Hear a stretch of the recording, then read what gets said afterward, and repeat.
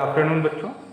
कल हम लोग देख रहे थे कि दो प्रमेय संख्याओं के बीच में और बाकी प्रमेय संख्याएं कैसे निकाली हैं। मान लो दो प्रमेय संख्याएं दी हैं, उनके बीच में हमने देखा कि तीन प्रमेय संख्याएं कैसे निकालेंगे, चार प्रमेय संख्याएं कैसे निकालेंगे।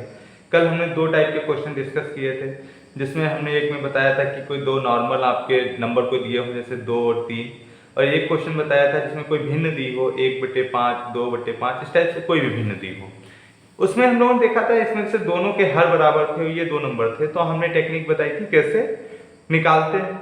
अब जैसे अगर क्वेश्चन ये आ जाए जैसे 3/5 और 2/3 के बीच चार प्रमेय संख्याएं ज्ञात करिए, तो यहाँ पे दो भिन्न दी हुई हैं, दो प्रमेय संख्याएं दिए हुए हैं। पहला दिया हुआ है 3/5 और दूसरा दिया हुआ है 2/3।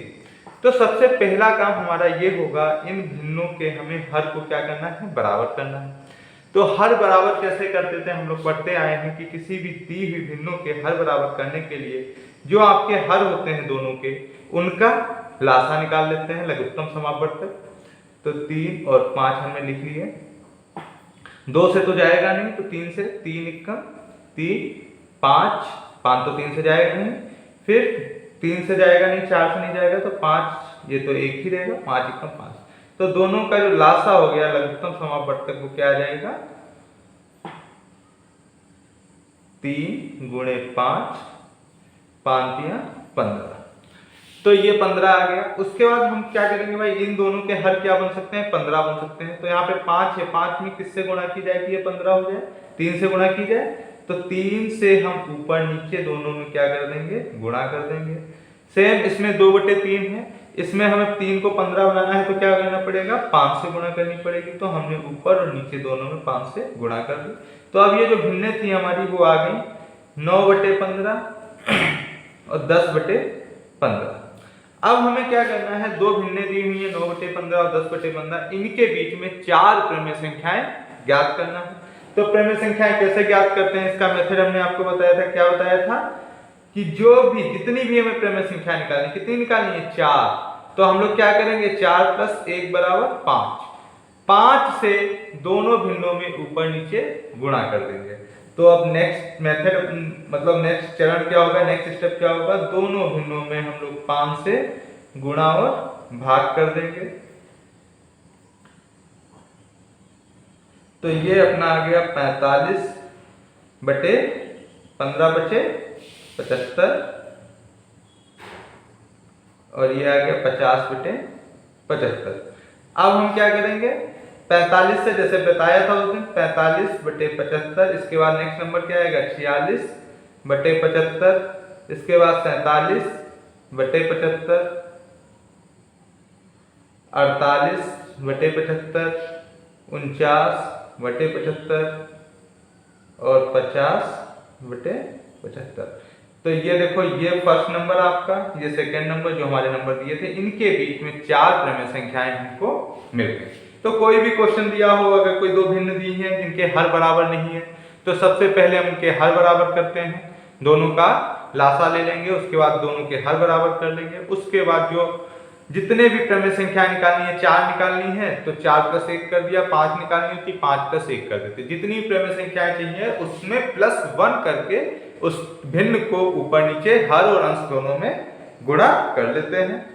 उसके बाद जो पहली वाली भिन्न है उसके नेक्स्ट नंबर हम उसको लिखते जाते हैं, जैसे 45 था, फिर 46, 47, 48, 49 और सबका हर बराबर रहता है। इस तरीके से ये चार प्रमेय संख्याएं हमको इन दो प्रमेय संख्याओं के बीच में मिल गई। ये प्रमेय संख्या वही है जो अपनी दी हुई थी 3/5 और ये भी वही है 2/3। ठीक है, इतना क्लियर है। तो अब इस टाइप के क्वेश्चन भी आप लोग कर सकते हैं। अगर आपकी बुक में कोई भी क्वेश्चन इस टाइप से होगा तो आप इसी टेक्निक से, इसी तरीके से उसको करेंगे। उसके बाद आप में आता है अपरिमेय संख्या। तो हम लोगों ने प्रमेय संख्याएं पढ़ी थी, रेशनल नंबर पढ़े थे।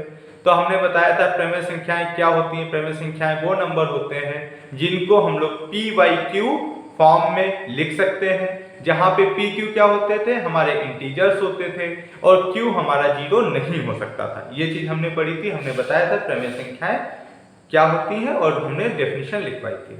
अब अप्रमेय संख्याएं क्या होती हैं, तो जो संख्याएं आपकी प्रमेय नहीं होंगी, जो भी संख्याएं प्रमेय संख्याएं नहीं होंगी, वो सभी की सभी आपकी क्या हो जाएंगी, अप्रमेय संख्याएं हो जाएंगी। और यहाँ से एक क्वेश्चन बहुत आता है आपके कंपटीशन के जो एग्जाम होते हैं बड़े बड़े, जैसे टेट, सीटेट, यूपीटेट, इनमें भी ये क्वेश्चन बहुत आता है। अपरिमेय संख्याएं तो क्या होती है, डेफिनेशन लिख दी है, संख्या s को अपरिमेय संख्या कहा जाता है यदि इसे p बाई q के रूप में ना लिखा जा सकता हो, जहां p q क्या है, पूर्णांक है, और q 0 नहीं होना चाहिए।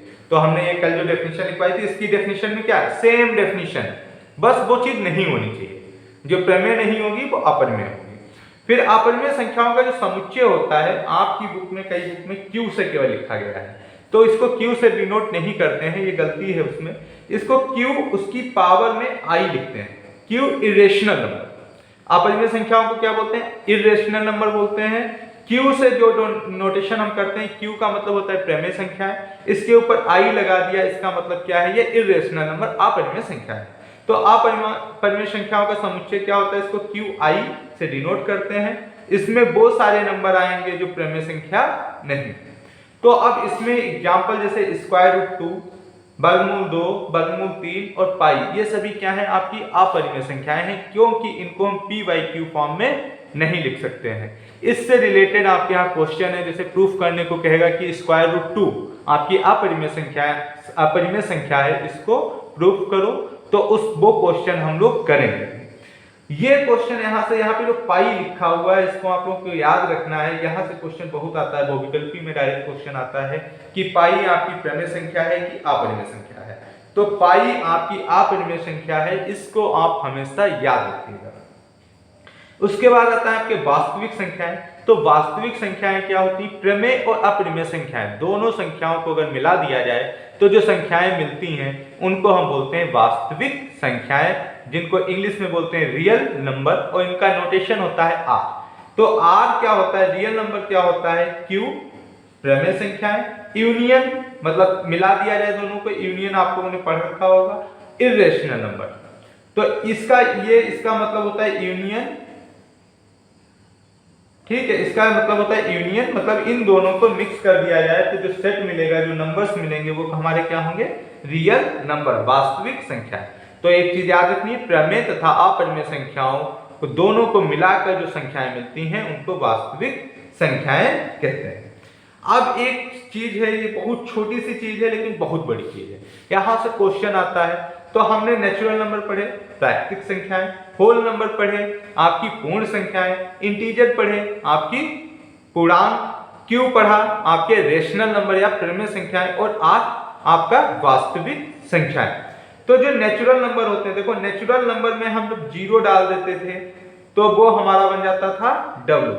तो जो नेचुरल नंबर जो होता है, जो प्राकृतिक संख्याएं होती है, वो सबसेट होता है आपका होल नंबर का या पूर्ण संख्याओं का। अगर हम W में निगेटिव इंटीजर्स भी जोड़ देते हैं, इसमें डाल देते हैं, तो वो हमारा क्या बन जाता है, ये मिलके बन जाता है I, इंटीजर्स, पूर्णांक।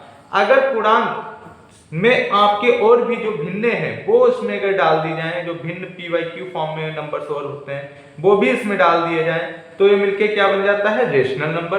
और रेशनल नंबर में अगर इरेशनल नंबर भी जोड़ दिया जाए तो वो नंबर क्या बन जाता है, रियल नंबर।